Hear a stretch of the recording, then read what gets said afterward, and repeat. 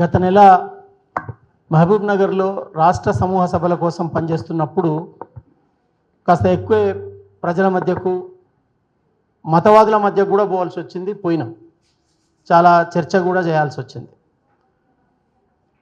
అయితే వాళ్ళు ఇక్కడ అందరూ మాట్లాడినట్టుగా అన్ని రకాల దాడులు, అన్ని రకాల నిందలు, తిట్లు ఎన్ని కావాలన్నా అన్నీ అయిపోయినాయి. అసలు నేనేమనుకుంటున్నానంటే మనం ఒక ప్రతిఘాత విప్లవం జరుగుతున్న సందర్భంలో ఉన్నాం.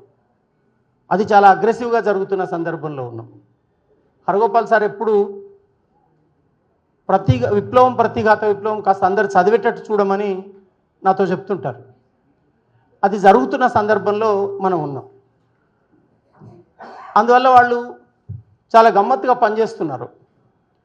ఒకడేమో స్నేహం ఉండాలని మాట్లాడతాడు మోహన్ భగవత్, విద్వేషాలు లేకుండా మనం సమాజం ఉండాలి ఇప్పుడని ఆయన స్టేట్మెంట్ ఇస్తాడు.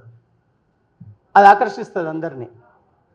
ఏమైనా అనబోతే మోహన్ భగవత్ లాంటి వాడే ఇట్లా మాట్లాడిండు కదా అని మాట్లాడుతూ ఉంటారు. ఇంకోవైపు పార్లమెంట్లోకి వచ్చి అమిత్ షా అంబేద్కర్ అంబేద్కర్ అంబేద్కర్ అని చాలా అవమానకరంగా మాట్లాడతాడు. ఇది వాళ్ళ చట్టంలో భాగమే. ఇంకోవైపు నుంచి వచ్చి కంబలి రాముల మీద దాడి జరుగుతుంది, అయ్యప్ప స్వాములు విశ్వ హిందూ పరిషత్ వాళ్ళు కలిసిపోతారు, అక్కడ వాళ్ళు మొక్కిస్తారు, ఆ టీచర్ని ఆయనకు మొక్కిస్తారు. ఉపాధ్యాయ సంఘాలన్నీ ఆ టీచరు ఆయనకు మొక్కుతున్న దృశ్యం అది వీడియోలో కానీ ఎట్లా దొరికితే దాన్ని అట్లే వాళ్ళ పత్రికల మీద వచ్చేయాలని నేను కోరుతున్నాను. మొక్కిస్తున్న దృశ్యం అసలు సమాజానికి. ఇంకోవైపు నుంచి కాస్త పోతే మెర్సీ డెఫినెట్గా ఉచ్చబోసిన దేశంతో ఉచ్చ గురించే మాట్లాడాల్సి వస్తుంది కవులు. అదే మాట్లాడితే ఆమె ఆ పుస్తకం వేస్తే ఆమె మీద దాడి జరుగుతుంది. 25 నాడు సమాంతర స్టాల్లో నేను తిరుపతి బౌద్ధ క్షేత్రం పుస్తకం కొన్నాను. 29 నాడు నువ్వు ఆ పుస్తకం అమ్ముతావా అని వేణి మీద దాడి జరుగుతుంది. ఇవన్నీ ఒక చట్టంలో ప్లాన్డ్గా జరుగుతున్నాయి. అంటే ఒకప్పుడు బౌద్ధం మీద దాడి చేసి వైదికాన్ని నిలబెట్టడానికి జరిగిన ప్రయత్నం లాంటి సందర్భం నేను మునుపెన్నటికంటే కూడా ఈ 3-4 ఏళ్ల నుంచి బౌద్ధం కోసం జరుగుతున్న ప్రయత్నాలు ఎక్కువ చూస్తున్నాను. ఇంకోవైపు నుంచి బౌద్ధం లాంటి ఆలోచనలు వస్తే అది సమానత్వాన్ని ప్రేరేపిస్తుంది, అది ప్రశ్నను ప్రేరేపించే వైపు దారి తీస్తుందని దాని మీద దాడి జరిగింది. ఇప్పుడు గత దశాబ్దాలలో ఉన్న హేతువాద, నాస్తికవాద, ఇతరత్ర చర్చలు సమాజంలో తగ్గిపోయినాయి.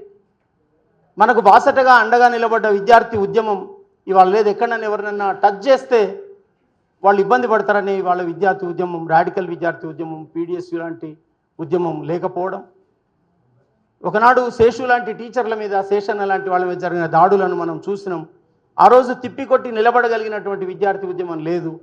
ఒక స్తబ్దమైనటువంటి స్థితి విద్యార్థి యువజన ఉద్యమాలలో వచ్చింది.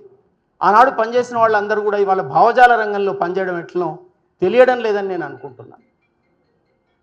దానివల్ల ఇది జరుగుతున్నది కనుక ఇది మొత్తం జరుగుతున్న దాడిలో భాగంగా చూస్తేనే మనకి ఇది అర్థమవుతుంది.